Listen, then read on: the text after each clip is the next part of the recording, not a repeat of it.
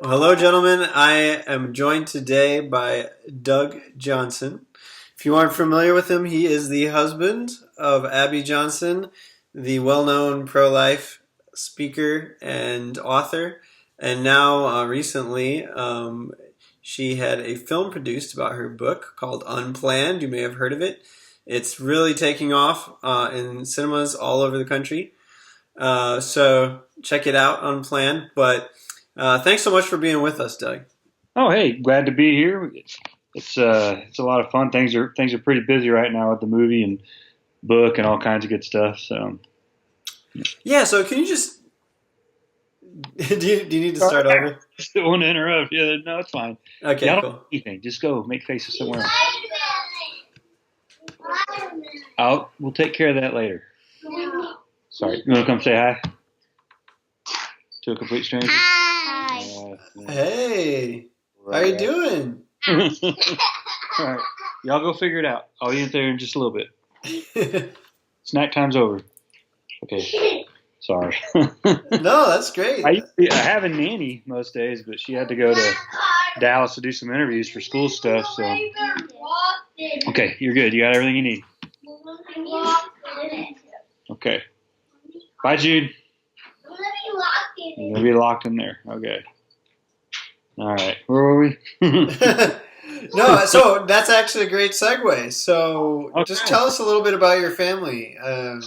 People might be familiar with Abby's name from pro-life conferences or whatever, but they may not know a lot about your family. So Oh yeah. tell us about it. If people want to know a lot about our family, I have a Facebook page called Doug on Tap where I share quite a bit about our family and behind the scenes stuff with what Abby does and just what it means to be a Johnson living in this house. But no, we're expecting our eighth in coming in June 1st due date, and baby number 8 is coming, and so we have 4 boys and 3 girls. Hang on, let me help you, everybody.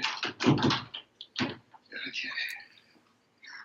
All right. Life is never boring in a pro-life household, right? No. I mean, people are like, "Oh, you got this movie. It must be so glamorous." Like, no, I actually have to go clean the condiments out of our refrigerator and abandoned it 2 or 3 years ago or something. But it's no, like I said, we got 3 girls, 4 boys. Our oldest is 12, and then it goes 6, 5, 4.5, then 4. So we have an adoption in there. Then I got 22-month-old twins, and then and then a fetus. So we're doing good. That's awesome. Yeah. So Building a culture of life, no doubt. yeah. Well, the CDC came out and said that we aren't procreating enough, and I said, well, we did our job. Yeah, yeah. You can retire now. No, I'm just kidding. No, that's great. That's fantastic. Well, just for those who may not be familiar, I mean, I am assuming a lot of people by now have heard of the film and the book and all that. But just for those who might not have, can you just give us a brief rundown about what Unplanned is all about? Okay, so I guess we're coming up on the 10-year anniversary here, September, October. And anyway, so Abby, for about 8 years, worked, volunteered, eventually went from volunteer to running a Planned Parenthood clinic in Bryan, Texas. So she, in her book, she talks about her own 2 abortions, and then just kind of what it was like working her way up through the ranks very quickly, actually. And she's probably the youngest, or is the youngest clinic director in Planned Parenthood history. And so after about a year or so of being there, she there was quite a bit of things that led her out of there. One of them was she was given an abortion quota. And they said we need to increase the number of abortions we do because we need money. And she kind of just started to see through the cracks that there was a bit of corruption there in Planned Parenthood. They weren't all about making abortion safe, legal, and rare. They were about making money, and that was their number one seller, besides our tax dollars. And then ultimately, she saw a ultrasound guided abortion, and that's where she kind of was faced with the reality of what abortion is. And about a week after that, she was done. She left. Wow. So the book Unplanned, and then now the film is about her journey, right? Yes. Yeah. Okay. And then, yeah, the movie kind of it smushes the timeline a little bit and the characters, because they only have an hour and a half to tell a Sure. story. Hang on just a second.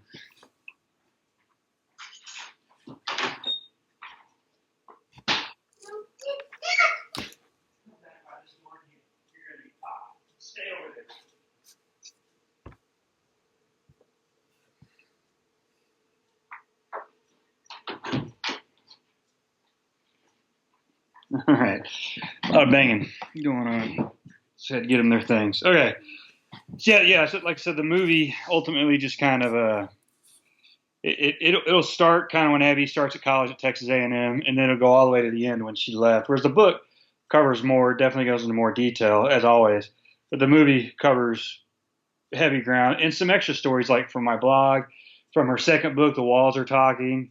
The directors came over and visited us, and they just wanted to kind of get to know us to just kind of really get those little personality quirks in the movie, and they did a really good job doing it too. That's awesome. Yeah, I was looking at the box office this weekend, and it hit number 4. That's just phenomenal for a pro-life movie. We did it in way less theaters than all those other movies. Yeah, Like less than half the number of theaters. So it was pretty phenomenal to get that back. that's incredible. Incredible. So, a lot of the focus, understandably, is about Abby's journey. But if you don't mind me asking, like, what's your journey been? Were you always pro-life, or did you kind of a pro-life conversion as well? I had definitely some ebbs and flows, ups and downs, but I went to a private Christian high school. It was all Protestant. I think we had one Catholic in the whole school the entire time I was there. And but it was, I say non-denominational. To me, that just equals 99% Baptist. Right. So especially back in the 90s, yeah. And then so I graduated. In my senior year, we had where was I going with this? My senior year, we had a Bible class where we kind of explored all kinds of social issues, abortion, homosexuality. I even looked into like how God is portrayed and Christians are portrayed in movies and rock music and the dangers of that, which, it kind of, we spent the most time on abortion, probably a full 6 weeks on that. And we watched Silent Scream. Yeah. Right. Yeah. And so that was probably that was how it all ended. We ended with that. And every year you'd see the seniors come out of their Bible class, everybody in tears and traumatized. I only graduated with 16 people. But anyway, so we watched that. And so I guess moving on from high school, yes, I was very pro-life. But back then we tended to talk about exceptions. And so there were chinks in my armor. And then just kind of going through college and, just you start going down little rabbit holes and exploring things and maybe you aren't as strong in your faith. And so there was, like I said, just ups and downs. And then when Abby and I started dating, I would say I was pro-life leaning.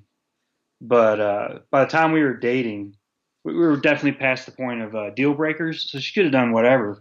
And I was still too head over heels in love with her. And again, like I was on and off with church. So it's just kind of, I think when you're pro-life leaning or you have these exceptions, you end up falling in these little situations. But I mean, no regrets, obviously. So, and there were times Abby and I would have arguments when she worked there, and I absolutely hated it. And she knew I hated it, but she would come back, tell stories like, well, we're making abortion rare. And, well, we helped this woman. We had a cancer screening and we caught something, and now it's going to save her life. Or we helped this woman in this horribly dire situation, and just little things like that. Then she'd come home, and I think she would just kind of start to see like inconsistencies and the things they were doing. And for me, there was a time when I hated the pro-life movement because we started getting death threats. And we started getting a lot of harassment, and I was like, just leave my family alone, and Right. and how cowardly, man. They were doing it anonymously. They wouldn't just come to me face to face and have a conversation. They were being jerks about it. So I was kind of done with them.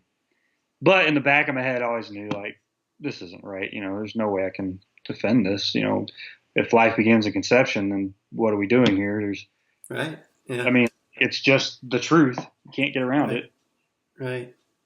Yeah. So So Abby had this kind of profound change of heart, conversion to kind of the pro-life cause. How did that affect your family or your relationship? I mean, were you just kind of blown away by this, or were you like, yeah, this is awesome, or like, how did you handle that?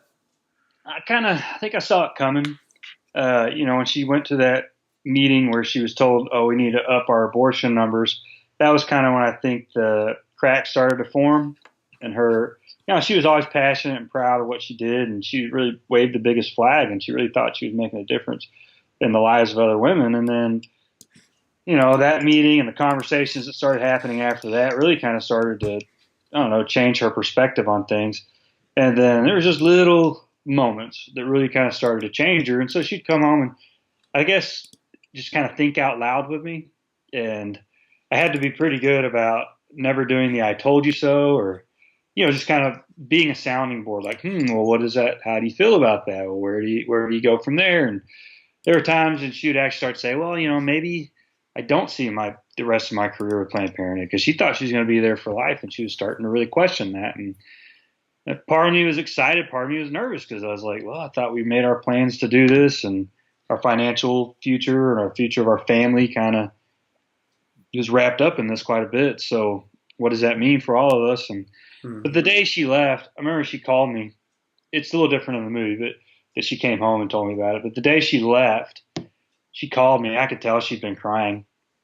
She said, "You'll never guess where I've been." And I was like, "Oh, you went to the Coalition for Life. You're over there with Sean." And she's like, "Well, how did you know that?"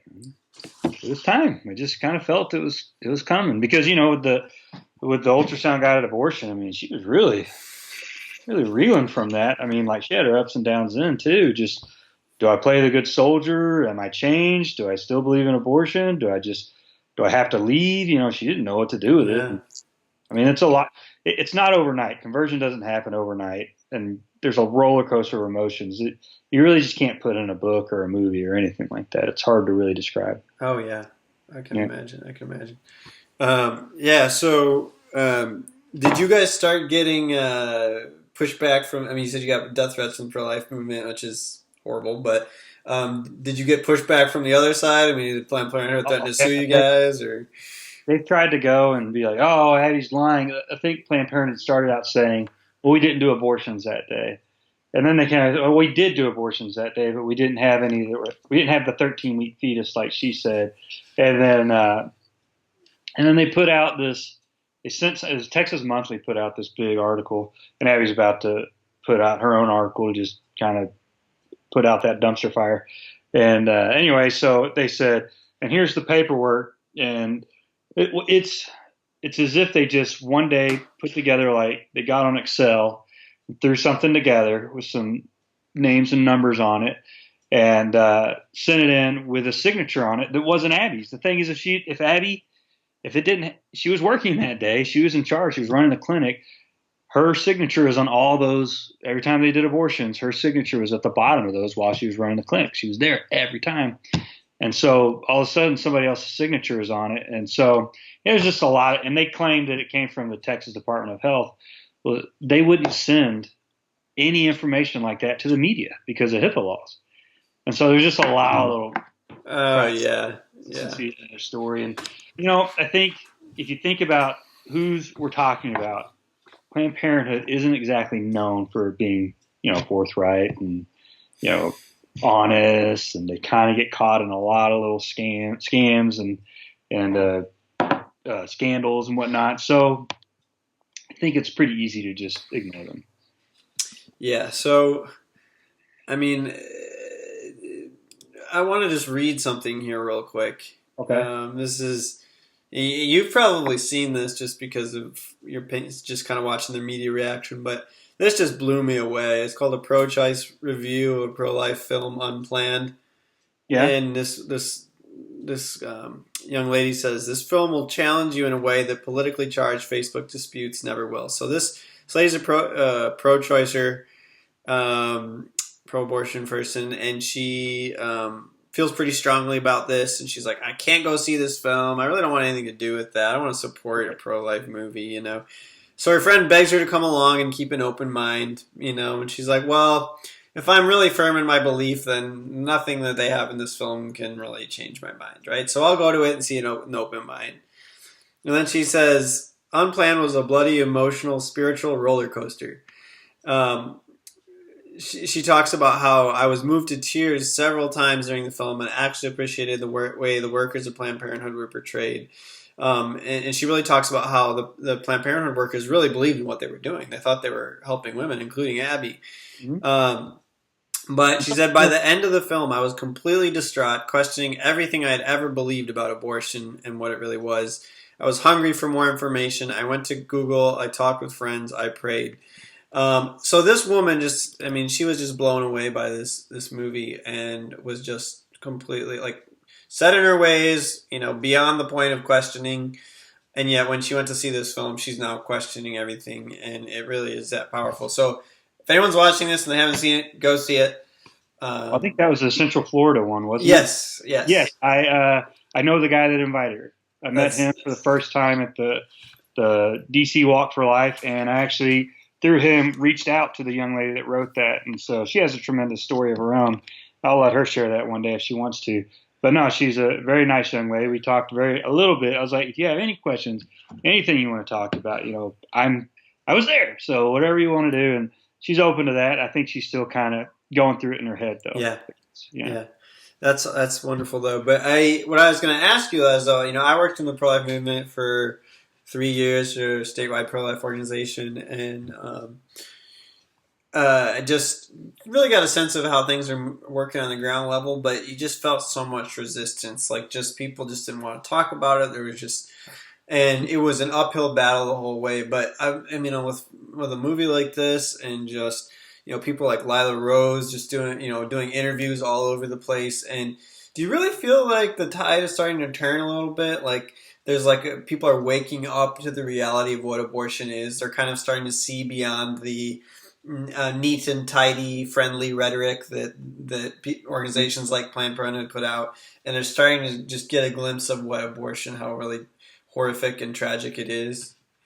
I think it is. I think what we're seeing, New York wasn't the first state. Everybody seemed to think it was the first state with the late term abortion laws. There were like 7 or 8. So, but they made such a big deal of it, and they were so proud. It was such a turnoff, I think, to even other Democrats and abortion supporters. Are like, oh my gosh, why are we lighting up buildings over this and acting like we're hoorah doing something wonderful? Yeah. And I think even their own supporters are starting to look at this and be like, what am I supporting? Yeah. Like, what is this? And so, yes, I think it might even get worse before it gets better, but I think it is starting to get better, if that makes any sense. Like, they're going to keep pushing and going to further extremes to push that agenda. And the pushback is going to be huge against everything we're doing. But I think that's just going to create more attention and awareness. And I think the more reasonable people pay attention and not so much the extremists, the more people that are like, okay, I think we can just have this discussion and not get mad at each other and scream at each other. I think that's in the middle. That's where the change is going to happen. Yeah. There's that polarization is just, what was it, that governor, I can't remember which state, talking about, after birth abortions now, where, which is, you're just killing a baby. I mean, you're killing a baby all the way from but they're now like, well, the baby's born. What's the difference? I mean, where does it end? Yeah. I mean, it's like if you're weak and vulnerable and you're not wanted, then you're just dead. Like, that's just kind of where the rhetoric is going, regardless of your age. We're going to round up all the homeless people now and exterminate them. Now, like, it's strictly a matter of convenience. I mean, you'd have a hard time arguing anything other than that. Yeah, and it's just, I was just thinking the other day how much we love to hate on the Nazis, like they're the icon of evil, Well, I'm sorry, but we have exterminated far more human beings than they did. I mean, it's if you really start to wrap your mind around it, in the Nazis where it had intelligent people, trained medical doctors, but they lost all sense of conscience, all sense of humanity, and it's just, that's kind of where we're at now too, as a culture. And they were also parents. They had families, right? It's the same thing in the abortion industry. Abby and I were married. We had a little girl, and people were like, "Well, how do you not see the life there?" man. It's the mental gymnastics. It's strong, and Satan puts the blinders on. Yeah. It's not Yeah. that hard for him to do. So people just kind of, like I said, once you sin and you start going down that rabbit hole, you have no idea how far you're going to go, Yeah. Yeah. and what the cost is going to be on the other side. And we've racked up pretty big debt, I think, just as a culture. Absolutely. Yeah. And, God's mercy is there and it's a beautiful thing, but, just, just the, pro-life movement needs to be, fully aware of that too, that merciful element, because we're all sinners. And guess what? Like you said, we're all capable of doing horrible things and justifying it. We've all have that capacity, and we Right. need to be humble enough to admit that people on the other side are not demons and monsters and all these things. They're people like us that think they're doing the right thing, Mm-hmm. and we need to love them into seeing the other way. And that, just in Abby's story, just seeing how that persistent pro-lifer who just showed her life or love day after day, that's what changed her mind, not the death threats. No, it was that year-round presence, and it was them. It's one thing to speak in Bible verses, I think, but you have to act out the gospel, in my opinion. And the way they did that was by offering her, speaking to Abby's needs. When Jesus talks about when you clothed this homeless man, you also clothe me. When you feed this guy, you're also feeding me. And I felt like that's what they did, and that's how they spoke and shared the gospel with Abby, even though we were already going to church and we already had what we believed to be a relationship with Christ. We were separated from him, seeking his approval, capital H, and to say like, what you're doing is not that bad. I still love you because you're a good person, or you think you're a good person, that whole moral relativism thing. But no, they were like, we can get you another job. We can take care of you. You don't have to work there anymore. And that's what spoke to Abby more than anything else. More than, of course, death threats. Because even if she had left her job due to the death threats, she wouldn't have changed her heart. Right. She would have still thought what she was doing was fine. She just been tired of the harassment. Right. And so, what does that do? What change does that make? So that's how. And now she's helping other people leave Planned Parenthood, right? Yes, and I think we're up over 500. That is incredible. That is incredible. Yeah.